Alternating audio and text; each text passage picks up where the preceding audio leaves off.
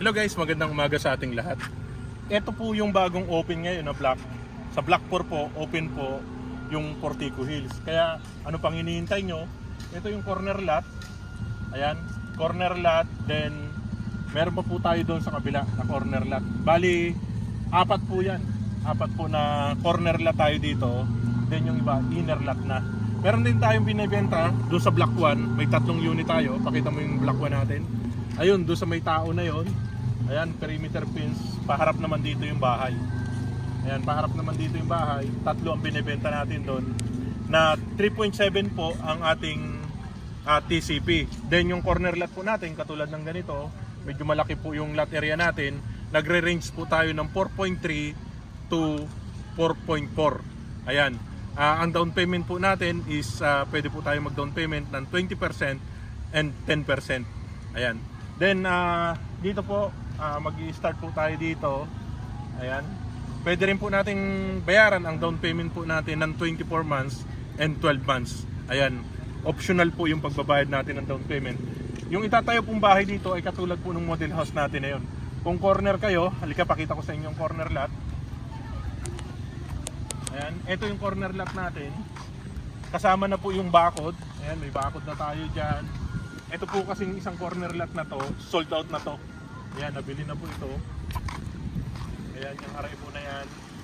Then, kung napakaganda po ng corner lot natin, kasi makikita nyo po, magkakaroon po kayo ng space.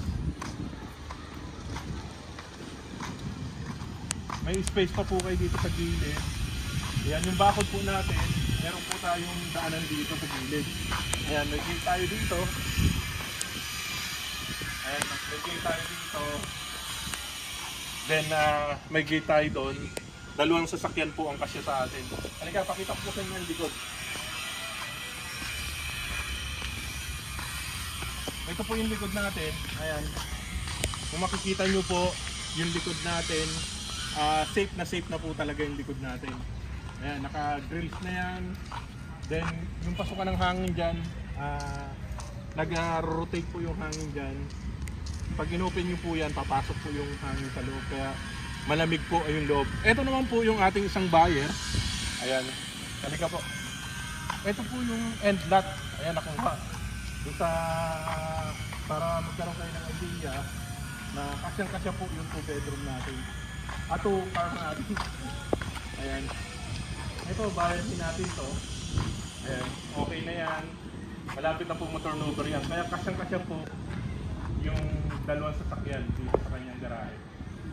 3 bedroom, 2 toilet and bath. Ito po, sold out na to. Ayan. Ito, sold out na tong area na to. Block 5 po ito. Then, yun nga po, block 1. Then, dito, itatayo natin yung block 4. Ayan. Napakaliit lang po ng ating subdivision. 1.2 hectares na may, ang itatayo po nating bahay is 121 na houses lang po. Then, okay na rin po yung ating tubig. Ayan, kung nakikita nyo yung tangke natin. Ayan, may tangke na rin tayo dyan.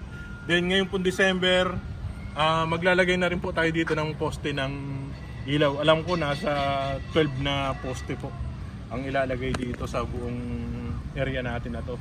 Ayan, ito po lahat, itong buong page na to, buong block na to. Ayan, 30 houses to, sold na po ngayon. Ayan, sold na po itong 30 houses na to, itong perimeter 1 na to. Nag-start po tayo dito is 3.5, ngayon po is 3.7 na po yung ating TCP. Kaya ano pang hinihintay nyo? Kung gusto nyo na magkaroon ng bahay sa mababang down payment, complete turnover, 3 bedroom, 2 toilet and bath, at napakaganda naman po. Ayan. Makikita nyo, may terrace po kayo dyan, 3 bedroom po yan. Then wala na po talaga kayong ipapagawa. Kasama na rin po dito yung move-in. Ayan. Yung move-in po natin, may ilaw, tubig na po tayo. Bank charge, kasama na po sa TCP, bank charge. Kasama na rin po yung ating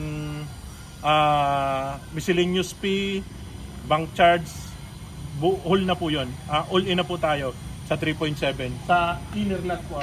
Inner lot po natin, ganito po yung inner lot natin. Ayan. Inner lot, ganito po. Ayan, ganito po ang inner lot natin. 3.7 po, naka-gate na po kayo dyan. Then, 51 square meter yung lot area. Total improvement ng floor area is 80 square meter. Then yung mga end lot naman po, ganito naman po sa buyer natin. Okay? I-PM nyo lang po ako kasi napakaganda po ng slot natin tulad ng sinabi ko. Itong area na to, dito po yung block 4. May mga corner lot tayo sa mga naghahunt ng corner lot. I-PM nyo lang ako para free tripping po tayo dito sa Portico-Hills. Located po tayo sa Barangay Punta, Tansa, Cavite. Makikita nyo po, ayan po yung school ng Punta National High School. Ayan, doon sa mga seaman naman po, ito po yung training center ng mga seaman.